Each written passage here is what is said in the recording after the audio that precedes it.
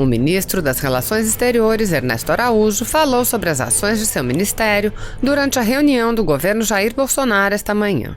O ministro Ernesto Araújo afirmou que o Itamaraty acompanha o papel da Organização Mundial da Saúde, a OMS, com muita preocupação, observando a falta de independência e a falta de coerência que vem sendo demonstradas pela organização.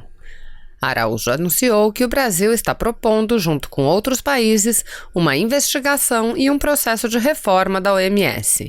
Segundo o ministro, é imprescindível que se faça um exame do que aconteceu e do que está acontecendo com a OMS. Araújo acrescentou que o vai e vem da OMS prejudica todos os países, motivo pelo qual a investigação não pode aguardar o fim da pandemia. Assim está. Outra dimensão que já foi mencionada aqui, OMS. Itamaraty, claro, sempre em coordenação com o Ministério da Saúde, Itamaraty acompanha o papel da OMS, com muita preocupação. Falta de independência da OMS, aparentemente, falta de transparência e coerência, sobretudo, falta de coerência no posicionamento, na orientação sobre aspectos essenciais. Então, na origem do vírus, no compartilhamento de amostras, no contágio por humanos, nos modos de prevenção, na quarentena, no uso da hidroxicloroquina, na indumentária de proteção e agora na transmissibilidade por assintomáticos. Em todos esses aspectos, a OMS foi e voltou, às vezes mais de uma vez, isso nos causa preocupação. Isso é um problema sistêmico, não é um problema acidental.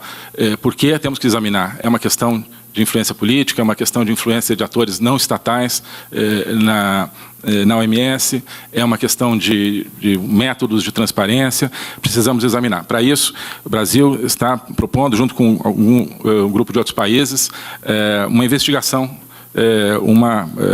um processo de reforma, esperamos, da OMS. Então, estamos coordenando aí com a Austrália, com a União Europeia, com outros países, para esse imprescindível exame do que aconteceu, do que está acontecendo com a OMS. Alguns dizem que tem que esperar o fim da pandemia para examinar o que está acontecendo com a OMS. Eu acho que claramente não, porque cada dia as decisões e esse vai e vem da OMS prejudica os esforços de todos os países. Isso tem a ver com uma política que nós temos desde o começo, que é de revalorizar e recentralizar os países, as nações, nos organismos internacionais. Isso faz parte também de um problema sistêmico, nós acreditamos em organismos internacionais. Mas, enfim, com a OMS é muito claramente o caso. Ações do Itamaraty no contexto da Covid. Queria começar falando do que é certamente a maior operação de apoio a brasileiros na história do Itamaraty, que é a operação de repatriação. Até o momento, nós já repatriamos mais de 33 mil brasileiros, sendo mais de 24 mil por via aérea e mais de 9 mil por via terrestre. Esses por via aérea foram por 31 voos fretados até o momento pelo Itamaraty. 87 países foram objeto dessa operação, ou seja, trouxemos brasileiros de 87 países, mobilizamos 117 embaixadas e consulados, mais de 300 servidores aqui no Brasil trabalhando diretamente nisso e centenas de outros servidores trabalhando no exterior. Essa repatriação, quando nós vemos o quadro, mostra claramente que não deixamos e não estamos deixando nenhum brasileiro para trás. Desde países como Portugal, onde repatriamos mais de 8 mil brasileiros, Bolívia mais de 5 mil, Argentina mais de 4 mil, Peru, México, Paraguai, Espanha, todos mais de 1.000 brasileiros, até países onde trouxemos um brasileiro, como Sudão, Belize, Mauritânia. Trouxemos brasileiros de lugares isolados, de difícil conexão, como Laos, Camboja, São Tomé, por exemplo. 10 brasileiros, no caso do Laos, 9 no Camboja, ou seja, nós acho que estamos atualizando e complementando o princípio que nos inspira, o lema do Barão do Rio Branco. O lema do Barão do Rio Branco, lembrar-se da pátria em todos os lugares.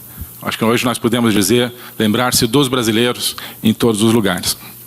Isso está claramente refletido nessa ação de repatriação. Outra dimensão, a coordenação regional com nossos vizinhos e países sul-americanos, tanto no âmbito propriamente regional, através do ProSul, novo mecanismo de coordenação sul-americano criado no ano passado, que vem funcionando, assim como no âmbito bilateral. Então, preocupação, por exemplo, em manter fronteiras funcionando em benefício das populações de fronteira, muito especificamente com o Uruguai. Conseguimos um entendimento com o Uruguai para manter em funcionamento a circulação de fronteira, beneficiando 800 mil pessoas, 500 mil do lado do Brasil e 300 mil do lado do Uruguai. Acompanhamos a situação com todos os vizinhos, são políticas diferentes, e exigem contatos bilaterais com a Colômbia, por exemplo, sobre a questão de saúde na fronteira. Com o Chile, nós fizemos um memorando para permitir que as pessoas em conexão no Brasil pudessem ir para o Chile, chilenos no Brasil em conexão para o Chile, brasileiros em conexão no Chile voltarem para o Brasil. Enfim, toda uma série de ações com nossos vizinhos para permitir a maior facilidade possível na repatriação e no atendimento aos brasileiros. Na dimensão de equipamento hospitalar, de medicamentos, nós conduzimos ações com vários parceiros e recebemos doações, organizamos vinda de equipamento, vinda de medicamentos. Nos Estados Unidos, por exemplo, recebemos 1.000 ventiladores e 2 milhões de doses de hidroxicloroquina, além de 6 milhões de dólares em ajuda para combate à pandemia. Com a Coreia do Sul, por exemplo, identificamos exportadores sul-coreanos de insumos, equipamentos, inclusive nesse caso em coordenação com governos estaduais, em benefício, por exemplo, dos estados de Minas Gerais e do Amazonas. Trabalhamos muito também nesse nível dos estados, apoiando sem nenhuma diferenciação todos os estados da federação que precisaram desse nosso apoio. Trabalhamos com a Suíça, por exemplo, com a China, no apoio a 50 voos para trazer 240 milhões de máscaras, importação de 3 milhões de testes de Covid, e outras ações. Com a Índia, graças a contatos tanto do presidente, com o primeiro-ministro da Índia, quanto meus, com o chanceler indiano, conseguimos a liberação de quase 4 toneladas de insumo para a hidroxicloroquina. Estamos trabalhando para liberar mais 9 toneladas. Algo difícil, há muita demanda mundial pela hidroxicloroquina, temos conseguido os insumos para permitir a nossa oferta. Com Israel, trabalhamos na tecnologia para a fabricação de respiradores, com os Emirados Árabes, tecnologia de testagem, ou seja, utilizando todos os nossos contatos bilaterais e em benefício da capacitação do Brasil no combate à pandemia.